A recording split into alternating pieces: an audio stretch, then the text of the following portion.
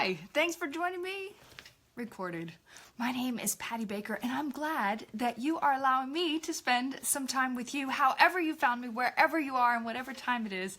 Thanks for taking the time to stop by and say hello to me. Tonight's topic that I have is about friends. And like all of my topics, they come through my inbox. So if you are new to watching me, viewers just like you, add through my inbox questions, topics, any sort of suggestions, life stories, prayer requests. So all of those go in there, and I build out content for the message that I bring each week from that list. So if you have something that you want to share with me, bring it on. No question is out of the question. And if you're joining me recorded, you will see right about here in the drop down where all the messages are with people chatting. You'll see at what point you can just dive right into the topic if you don't want to go through what my favorite time is, which is being able to say hello to all of those who are joining in live. So I just take a minute to do that and then dive into the topic. If you are joining me recorded, please just say a hello in the comment. I love to come back and say hello to you. So please do that and let me know that you stop by whenever you do. I appreciate you tuning in and watching. Let me say a quick hello to those of you who are out there. David in the house, and I enjoy you and all of the rest of you who are watching that I see. But let me tell you this, if you are watching and it's your first time joining me live, please know that it's a 10-second delay. So when you post, it takes about 10 seconds for me to see. And then number two, I will not acknowledge you, although I can see you, unless you have a comment. So please feel free to do that. I love interacting with you throughout the topic, which tonight comes from the Facebook inbox and mostly from women. So I'm eager to dive in. I normally build out the content 3 or 4 weeks in advance and just kind of finish up for the week. So last week we talked about the friend zone. There were questions about what is the friend zone. Actually, that was my question. I'm like, what is the friend zone? Like, do I put people in the friend zone? Am I in the friend zone? What does this look like? Friend zone. And the cultural aspects of that, right? And how the friend zones developed in our culture. And part of this whole page that I built out, this community that we share together, is about living our life on purpose in the midst of our modern day culture. And friend zone is just one of those things that have become part of our modern day culture. So how do we walk that out? What does that look like? How do you get in the friend zone? How do you friend zone people? And how the heck do you get out of it? So that was last week. You can always scroll through the feed and take a look at that. Tonight's topic is about friends. Gal pals who support your grind. And I want men to take a listen to this too, because I think it will be helpful for you to hear some perspective from the woman's point of view. And then also I want you to hear a healthy perspective as well if you're not seeing that in your relationships. So let me just say a quick hello to Robbie. Great to see you tonight, sir. And then let's dive in. Interestingly enough, a lot of the lady viewers have come in the form of, I don't know what to do. I have so much on my plate and so many things to do, and I don't have time to do them, right? You're holding down the fort at home, plus helping out where you can with the kids, taking them where they need to go, plus all the daily living activities that happen in your home. And then outside of all of that, what are you doing? Working, maybe going to school, maybe just the everyday errands, grocery store, gas tank needs filled up, go to the post office, whatever and whatnots, right? And then you throw in community activities or a Bible study or workout when you can. I mean, it's crazy how much we women have in our schedules. We're cooking meals, doing laundry, all of these things. Throw in some others that I haven't even mentioned, much less friend time and downtime and personal, private, devotional time. I mean, where do you have time to sort all this stuff out just to meditate and be and get in a good walk and take in the outdoors and some fresh air, right? Like, when does any of that happen in and above all of that? So the women who have come to me in my inbox about this topic have come not directly at it, but it's been very indirect. And it's been from a blaming standpoint and a victim standpoint. I have too much to do. I own a business. I do all these things and I can't find enough time, right? Is kind of the neutral zone. The other zone is I've got way too much on my plate and my partner and my spouse, my husband, ain't helping. Okay, so that's the other side of that. I'm doing it all and he's doing nothing. He comes home from work and he goes to the garage. He hangs out with the guys. He goes fishing on the weekends. Whatever it is, he's not here and available to do what needs to be done in the house. So then there's that side of the spectrum. So I want to give 3 areas for you ladies. And guys, I want you to listen to this. I mean, I almost feel like this is so much more of a topic for you as I'm talking to the ladies. So hang in there because I want you to get this good content too. Shakespeare said, "To thine own self be true." Many people think that's like a scripture verse in New King James or the King James version of the Bible. No, that was Sir Shakespeare. To thine own self be true. And the first thing you've got to do is know yourself. Be true to yourself by knowing who you are. What are your qualities as a woman? What are you bringing to creation? What are you creating? How has God designed and developed you to be who you are?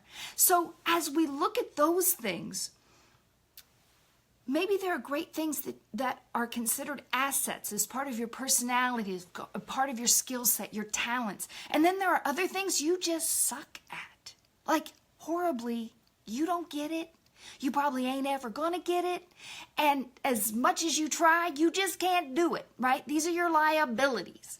And so you know what you can do and you know what you can't do. Now, this is not about, oh, how can I be for someone else? What do other people perceive me as? How should I be? That it's nothing like that. So women, get that out of your mind. Who are you? How are you wired? What are your gifts? What are your talents? What are your assets? What are your liabilities? Oftentimes, I think when we don't know who we are because we're trying to be everything to everyone, then we end up not really loving ourselves for who we really are and how we were designed and created to be. So embrace that, all the good and all the bad, because it's unique and wonderful and it's how you've been made. And so really, you're perfect in your imperfections. So accept who you are. Know yourself. For me, I'm telling you what, I am amazing at starting and building out businesses. I've done it for, over 20 years. I do great at it. I'm fantastic at it. I'm also great at building some quick relationships. When I walk into a room, I usually can build friendships pretty quickly. It's part of my personality and how I'm wired. It's my gifts and my talents and my skill sets. Do not ask me to prepare a 5-course meal and have a bunch of people over for dinner. It's probably going to be chips and salsa and hot dogs in a crock pot, because I know how to do that. Or I may just like one-up it and on the way home stop and get some pizza. But I will make sure to get as many different kinds as I can, because I know not everybody likes just cheese. So there are things that you would think, gosh, if you've got the skill set to build a business and do this and do that, why can't you make a meal? Because I can't. I had someone tell me one time, oh, it's not that hard for you to learn. I'll teach you. I don't need my liabilities upgraded. I need to focus on those things I'm really good at and get better. Okay? So I embrace the good that I can provide to the world, to my family, to my friends, to all of those who are in my circle of influence. And I do that with great love. That's how I demonstrate my love, by using my gifts and talents. And with those liabilities, I know I ain't got it all together. So guess what I'm going to do? I'm going to lean in to those people who are in my life who have those strengths that can help shore me up, which allows me to be the best I can be. And I reciprocate that by being the best that I can be to them. That's where that whole gal pal supporting your grind comes in. You got to know yourself. In knowing yourself, you also got to know your grind. What are you doing? What's your hustle?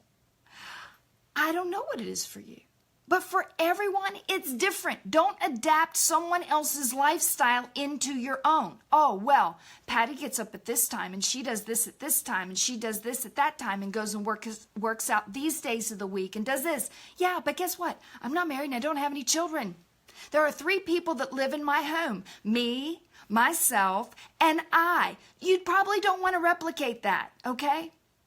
I'm the person in my home who says, when I get up in the morning and the first thing I do when my feet hit the floor is walk to the bathroom, most of us do, and I reach over and there is no toilet paper. Are you kidding me?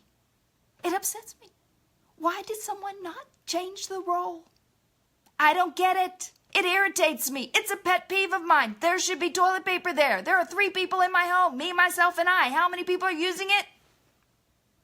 And yet I can't keep toilet paper on there. I know. You would think at almost 50, I would have it together in that area of my life. I don't. So you know what? I embrace it and I build out the inconsistency and the liability that I have there because you would think that would be important to me, but I guess it's not. So what do? I make sure to have toilet paper right next to the toilet.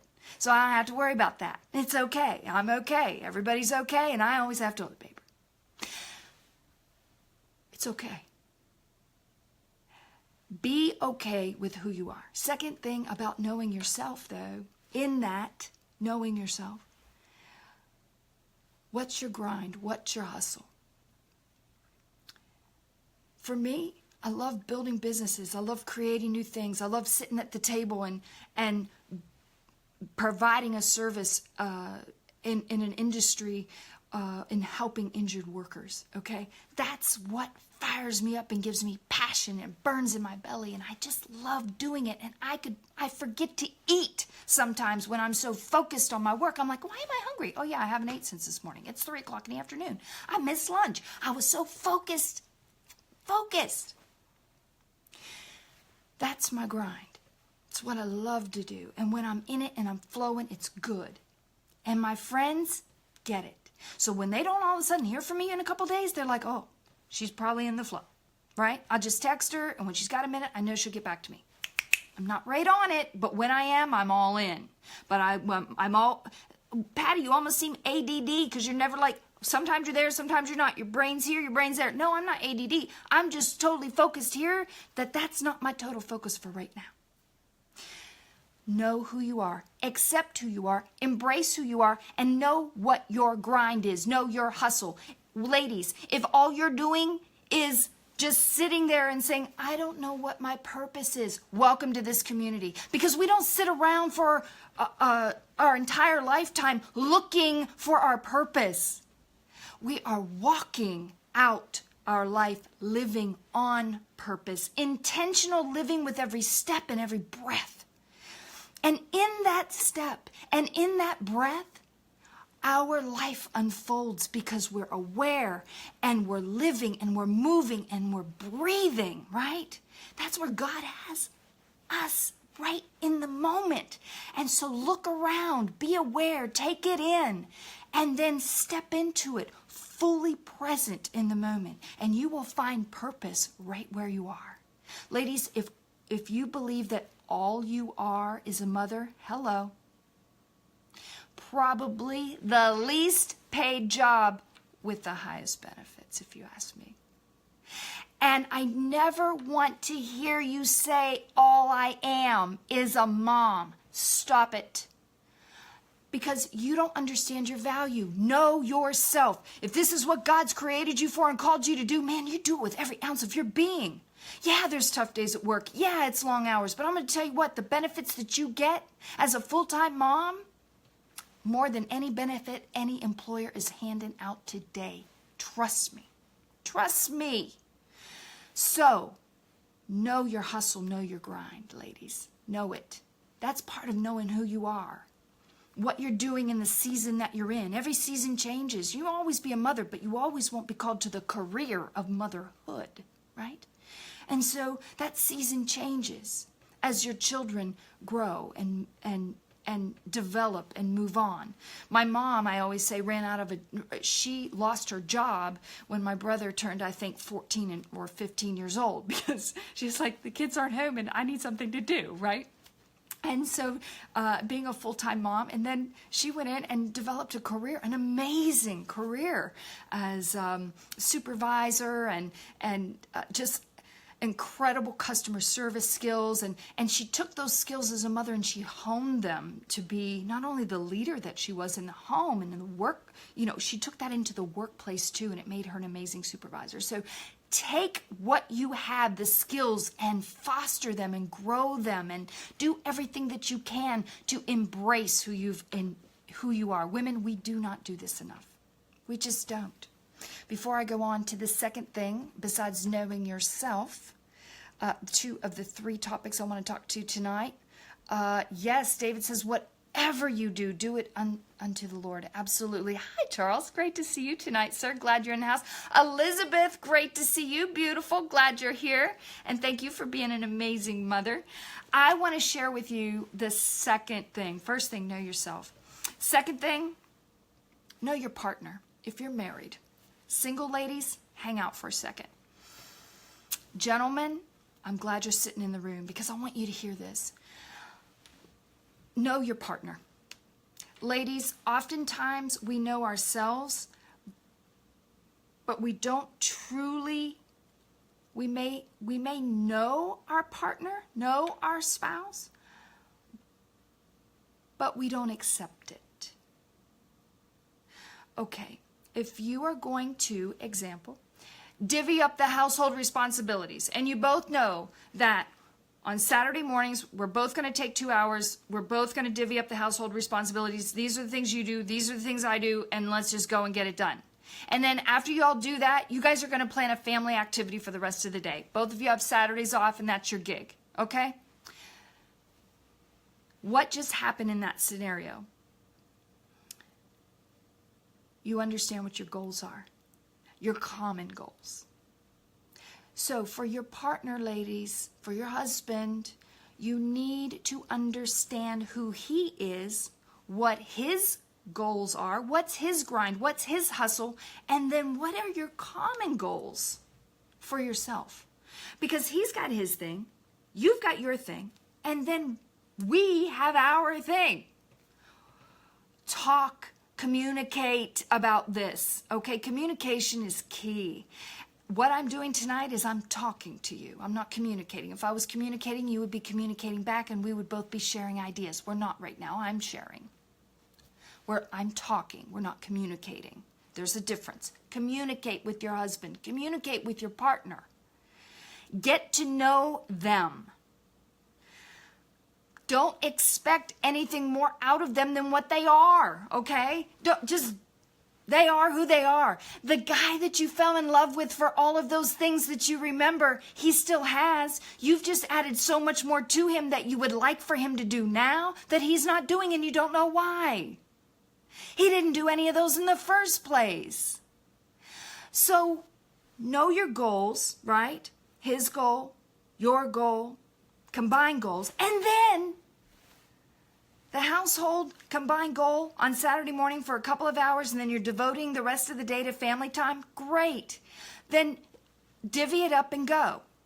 But then don't go behind him and disempower him by cleaning again, because it's not the way you would do it. Don't disempower him.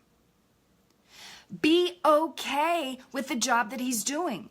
If he puts the kids to bed at night, every other night, and it's his night to do it, and they didn't brush their teeth, and I don't know what else, and they had extra snack, and who knows, but hey, they got to bed, albeit it was about 10 minutes later than normal because they were so busy jumping on the bed, and they can't even get dialed down up there, and you're hearing them upstairs, and you're like, oh my gosh, is this ever going to end? Is he ever going to get him to bed? You know what? You have just disempowered him. Allow him to put the kids in bed the way they are used to their father putting them in bed. I remember my mom used to take us trick-or-treating every other year. And my dad would take us trick-or-treating the opposite years. I loved that because mom would take us to just these 8 houses. We would have to be dressed up and we'd have these little bags and it would be good to go. My dad, he would be like, hey, load up, we're heading out. And it would be an all evening affair and it would be like pillowcases and the whole 9 yards. We'd come home with so much candy. It was crazy, crazy. My mom was like, oh my gosh, the candy, right? Be okay. Be okay with how your partner, how your spouse handles what they're doing. The perfectionism goes away. At some point, you've got to release that and know that he's doing the best and being the best that he can do. And if he doesn't pick up his dirty socks off the floor and he walks around them for 3 weeks, that's probably what he's going to do. Then just pick them up.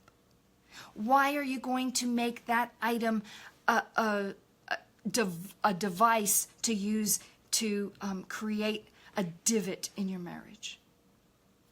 It's just what he does, right? It's just what he does. I have a girlfriend who said, hey, for Valentine's Day, I got flowers that I bought for myself. And I said, great. She's married. And she goes, oh yeah, they're so beautiful and I absolutely love them. I said, that's awesome. I'm so happy for you. And she goes, yeah, I just love them. Her husband never gets her anything for Valentine's Day. It's just not his gig. He's not into gifts. It's not that big of a deal to him. But let me tell you what, he spent the entire evening with her because his deal is just quality time. And so she knows this. And over the years, as their relationships developed, if she wants something, she just goes and gets it. That's how it is. And she's come to accept that. She doesn't expect anything more out of him because it's just not how he's wired. And sometimes he'll stop and get her a little something, and I love that about him. It's a candy bar or whatever, and I think it's cute. But she bought herself, flowers for Valentine's Day, and she absolutely loved them. She's okay with it. It's the attitude that you place upon it as to whether or not you're going to allow it to make or break who you are, who he is, and who your relationship is. Rest on your gal pals to support you in your grind. I think we want our husbands and our spouses to be everything that we need. And that is an unrealistic expectation to put on your husband. Truth. Truth. Hi, Charlene. Great to see you tonight, beautiful. Let me go this way. I have a friend who had to get rid of her boyfriend because he was texting her constantly. And she said, he's so needy. I just can't have it in my life. I've talked to him about it. We've dated for a couple of months, but he is so needy. He wants to know where I am all the time. He wants to know what I'm doing. He is so up into my hustle when I'm out trying to do what I need to do as part of my work day. And then his insecurity about where I am and what I'm doing, and it should take me 20 minutes to get home, and I didn't get home for 30 because I stopped real quick to gas up the car so I didn't have to do it in the morning. And just all of these things, right, started coming through. And she said, finally, I told him, you know what? This relationship isn't working out for me. And I'm not meeting your expectations, and I'm just not feeling the vibe.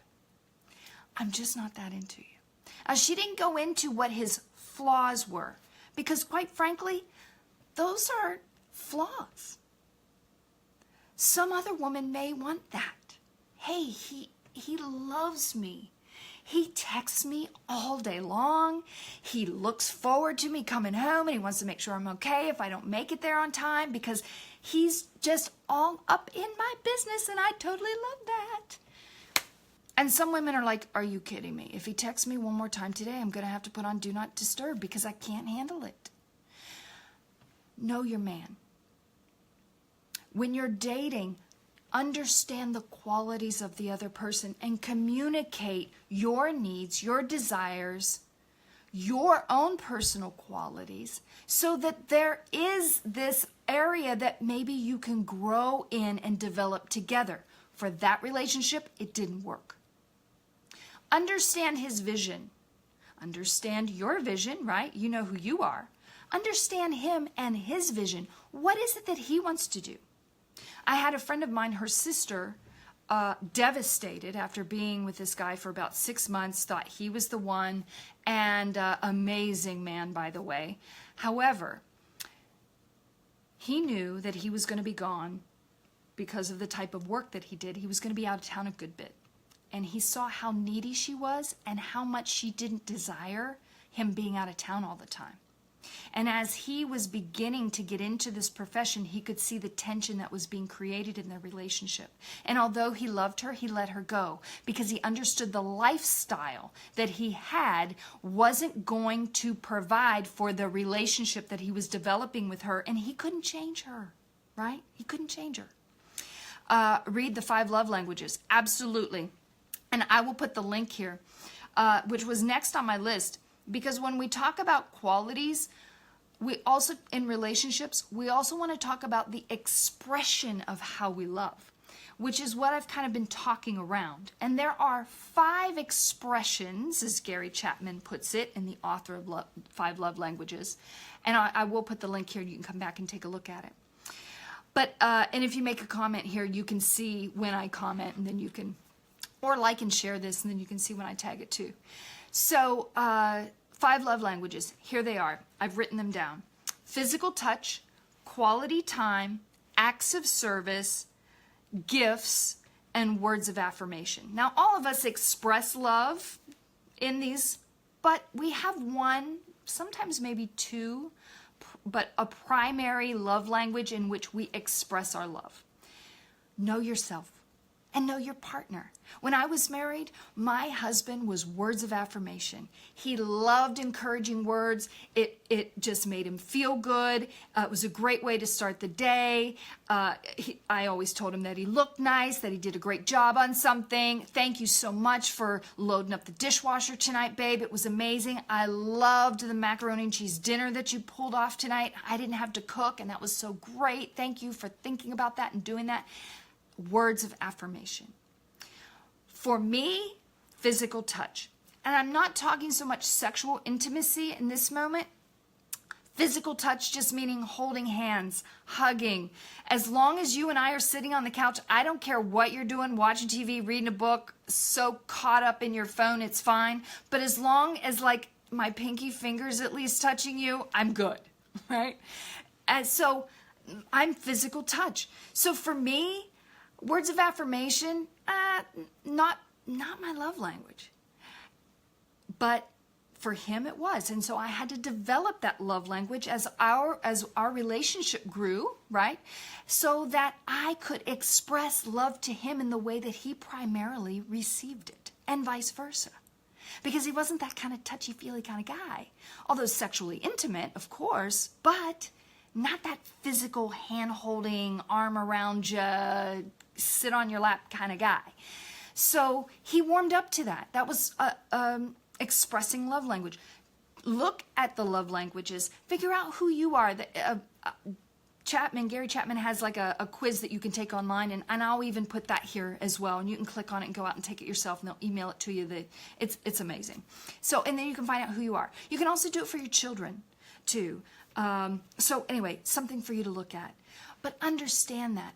How did God design our spouse to be for us?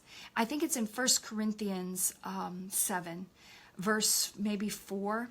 And it says, wives, you no longer have authority over your body. Your husband does. And equally, husbands, you don't have authority over your own body. Your wife does. And so you see how the two become one. And sexual intimacy is a part of that. So what do you look for in your partner? When your gal pals are helping you to support your grind, and you know that your spouse can't be anything and everything, I mean, not anything, but they can't be your end-all, be-all, and everything all the time, you are going to exhaust that man. Your relationship is built on love and trust and intimacy, sexual intimacy, and it's designed for your common goals to be together, right? So what are those? Raising a family. Maybe you guys are doing some other things together. Maybe it's just teaming. Part of the things that you do common is you exercise or work out together. You camp together. You maybe you go tailgate, for football. That's your gig. Maybe you guys serve together in your church. I don't know what that looks like for you. Any number of things. But where's your common ground?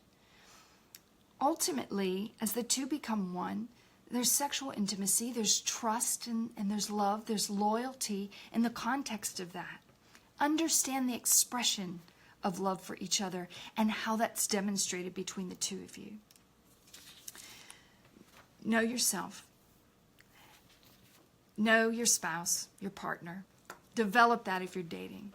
For everybody else, that's all us single people, right? Let's join it back in now with our married friends to talk about knowing your friends. Because whether you're married or single, it's important to establish friendships. Because again, your spouse can't be the end-all, be-all for all of your relationships. It just can't. You've got to be able to have friends there to support you. And I think what I have found when I have texted you back from my inbox, ladies, and said, I understand you're overwhelmed. Who have you asked to help you? Well, my husband, but, is typically the first one that comes out, majority. The second one is, I just do it all myself. Why? You don't trust anybody else or what? Or the third one is, I just know I'm the only one who can do it. No, you're the only one who thinks you can do it. You don't have to be a martyr. Life is designed to be lived out together in the context of community. And I'm not talking about online community. And when I hear the heart of a woman who is overwhelmed, tired, doesn't know where she's going to get the next stitch of energy to make it through the last couple of hours of the day, and she's pulling her hair out from her whiny kids, my question is, who can you lean on? What relationships have you developed? Why, when you got married, did you close off all your friendships? I have a pastor friend of mine who says, show me your friends and I'll show you your future. You see, our friends show us and reflect who we are. So if that friend is the one where you go and claim victimization and complain all the time, then that's probably all you're going to get in return. What is the context of that relationship? Where's the substance in your gal pals if that's all you're doing is soap opera gossip? What is that doing for you? If you don't have friendships in your life that you can call, that you can text to be able to support you in your grind, what are you doing? Get it together, girl. I'm just saying.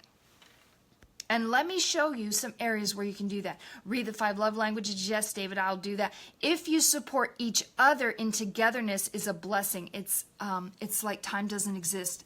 Thank you, Rick. Great comment. I love that. A 3-corded strand with Jesus is at the center for both of you.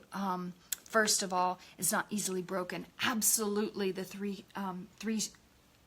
three-strand cord, 3-corded strand. Yeah. I'll put the Bible verse there that you're referencing. Thanks for that, David.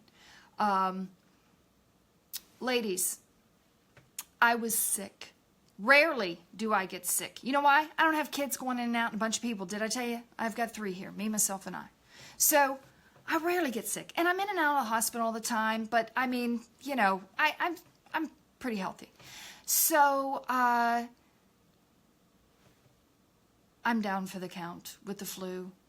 I thought it maybe was food poisoning, but it was the flu. And can I just tell you, without going into a lot of detail, I had probably a 6-hour ab workout. for sure. And this started about 2 o'clock in the morning. At 5 o'clock, I realized this was going to be an all-day event. And so I texted my friend at 5:45 a.m. and said, will you please bring me 2 or 3 Gatorades, set them outside my door, and I will put money under the doormat for you. Don't knock. I'm a mess. I have the flu. Her text back within a couple of minutes, because she's up getting kids off to school and so forth, is absolutely no problem. Be there in 90 minutes. I didn't say, hey, I know you're busy with the kids and I know it's a lot and I'm sick and I need Gatorade, but I just can't get out of bed to do it. No, I didn't do all of that. Don't do all of that. What is your need? Express and verbalize. Communicate what your need is. Ladies, we oftentimes don't do that. We beat around the bush and, oh, can't you see I'm sick? Gosh, I'm so sick. Yeah, it's been going on. I'm so sick. Okay, you're sick. There's nothing we can do about it. What do you need? Oh, I guess I'm fine. If you can't see what I need. Ladies, stop it. And if my friend, who I know, didn't have to go to work that morning and she's dropping off her kids at school, I know her life because I know her and she's a great friend of mine, right? That I can call her and I know that she will do this for me. And she did. And I love her. And I would do anything for her that I could. However, she knows that I can't make a meal. And when she invites me over for dinner, I bring drinks. You know, it's how it is, right? You just accept people for what they can do and move on. I had a friend of mine today call me. She and her husband own a business, and she says, Patty, we need some help with workers' compensation insurance. And so I said, absolutely, I will help you. I know exactly what you need, and I will get it for you. Now, did she call me to watch her kids? No, not my gig. However, she did ask me if I wanted her 2-year-old, and I told her, no, didn't I drop that one off and told you to take care of her for the next 16 years? I don't know why all my friends want to give me their children. And I always tell them, no, that was my kid and I dropped him off and you're to raise them now. And it's not that I don't like kids. It's just I've never had children. And so that's not my thing, right? And it's okay for me. I don't need to learn. I'm good with where I am and developing the strengths that I've been given. So yes, I can help you on your workers' compensation insurance as an employer. Absolutely. She knew exactly who to call. She didn't say, oh, I don't know if this will bother you. I don't know if you're too busy. You might. None of that. She said, hey, this is what happened today and this is what we need help with. Why? Because you got to know your hustle, know yourself. And no, she didn't put that on her husband to go find that out. She came to me and said, hey, will you help us? Because this is what we got going on. Absolutely. On it. Got it. Consider it done. When you have friends, ladies, in your life who can support you, you allow your husband, you allow your partner to do what he needs to do in his grind so that you can accomplish, and he's got people over there helping him do what he's doing in his grind. You're over here doing your own grind and getting whatever you got done there. And then there's the common stuff for both of you. So when you understand those things and you communicate what those goals are and what the expectations are, hey, I have a friend whose husband doesn't make it to every birthday party. He travels for sales. He's on the road internationally. And he just can't schedule around birthdays and anniversaries. But he's big on gifts, and he always makes sure to call his office and have them send something if he's out of the country, or if he can pick it up himself. And he's there in a bunch of other ways. And so the family understands that dad can't always be there, but we're supporting his hustle. And when he can be here, He's here all the time for 10, 12 days on end, and he's here and he takes you to school and he does all these wonderful things. So the kids don't hear, well, Dad's not here for your birthday again, right? Sorry, your dad's not here for graduation party. At least he got here for your graduation. You know, it's the attitude, ladies, that we have coming at it. So he can't help you put the graduation party together. Call a couple friends and get it done. Get it done. If you don't have these women in your life, your gal pals who are supporting your grind, man, I feel badly for you. And I want to encourage you to begin to reach out and be open to expressing your needs and your desires and sharing your gifts and talents and your demonstration of love and your creativity and all God that has wired you to do, right? And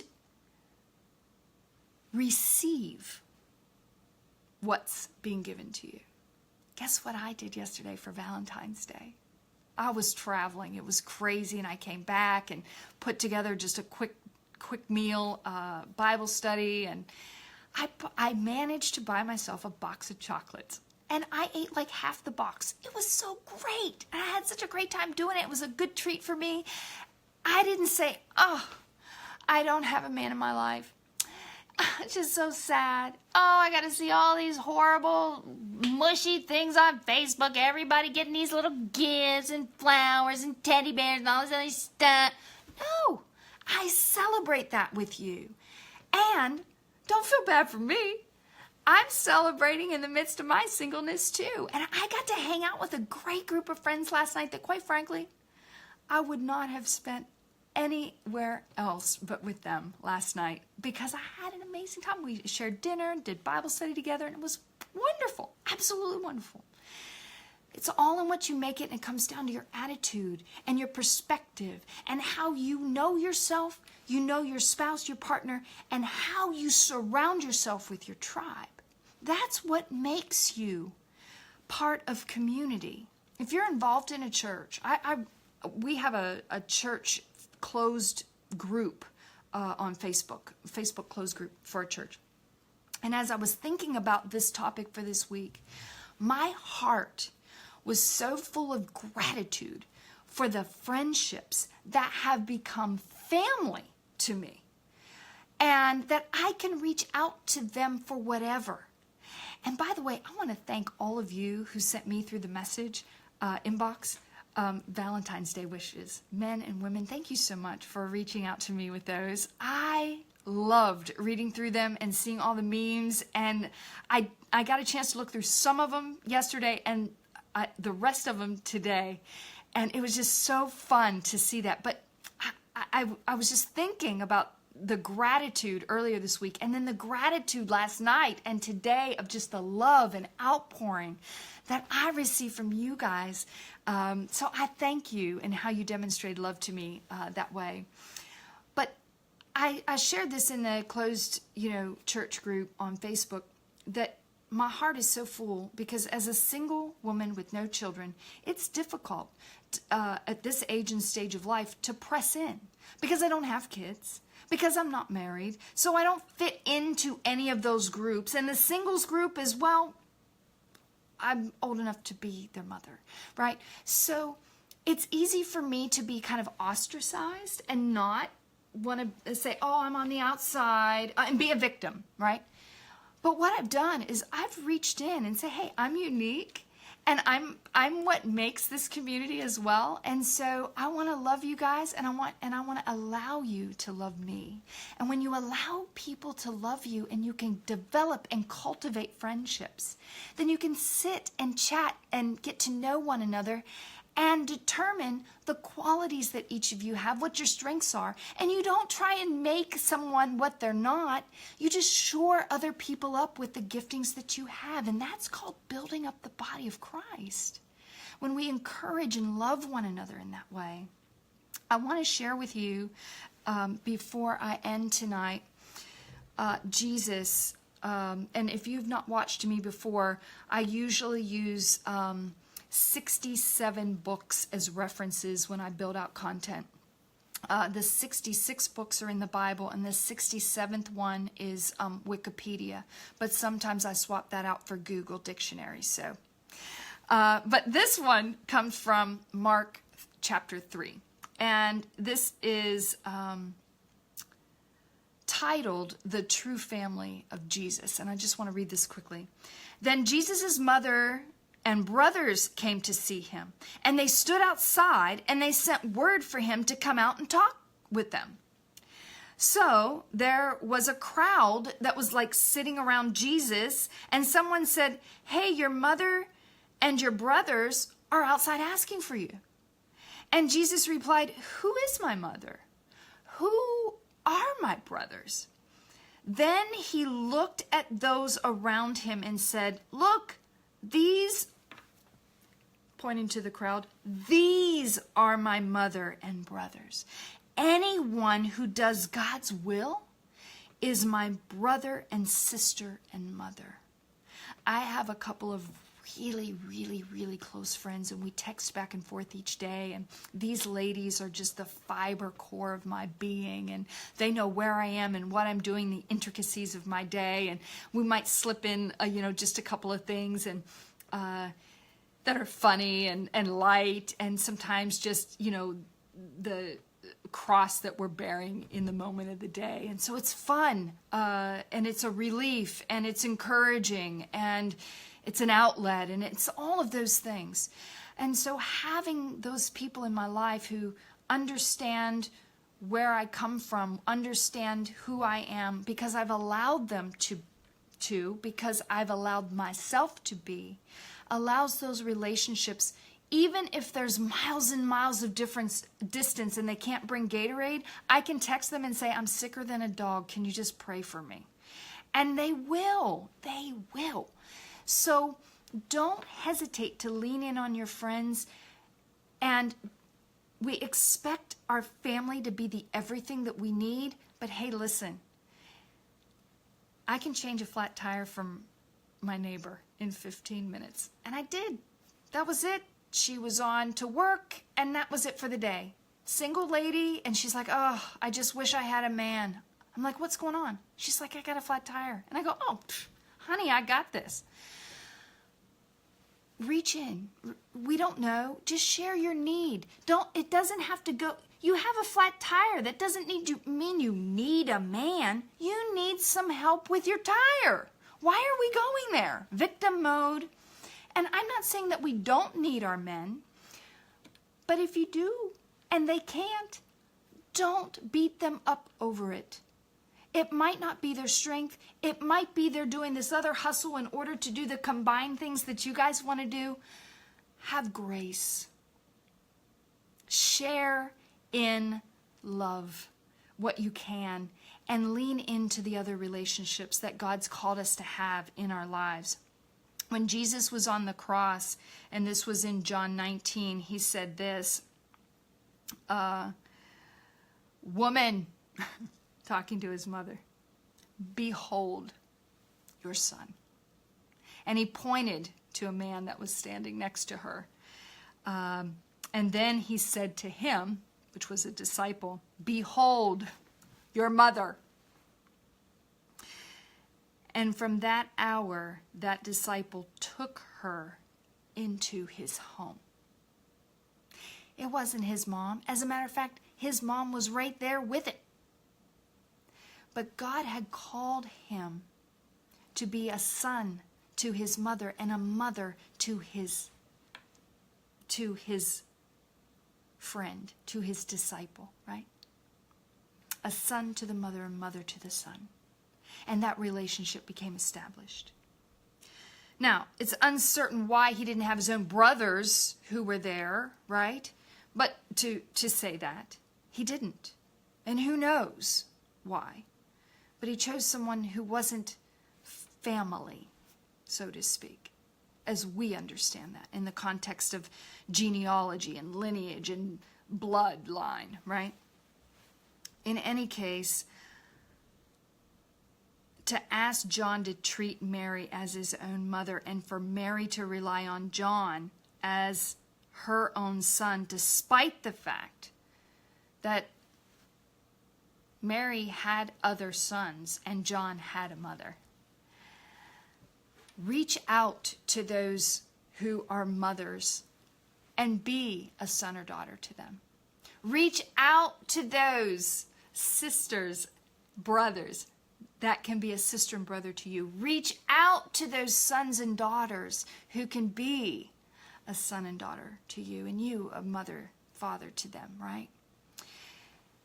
Think a little bit more. Get outside of your victimization and lean into your gal pals to support your grind.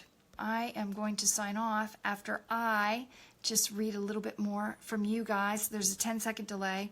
God calls us to live in community. Don't isolate. Absolutely. That is so good. And carry each other's burdens as Christian brothers and sisters. Yes, yes, and amen. I'm going to miss next week. Ooh, Stephen Curtis Chapman's going to be in the house. Nice. I am so glad that you get to see him. I know some of you are going to Winter Jam tomorrow night, I saw. So in your area, many of you are talking about that online. I'm going to Winter Jam next month in my community, so I'm really looking forward to it. My mom's coming into town, and so we are both going to be at that concert, which is going to be a blast with some of my friends. So our life group shares a group text as well. Good. Open your lives to one another. It's vital. Iron sharpens iron. Absolutely. Wherever you are, whatever you get into, live your life on purpose. Good night.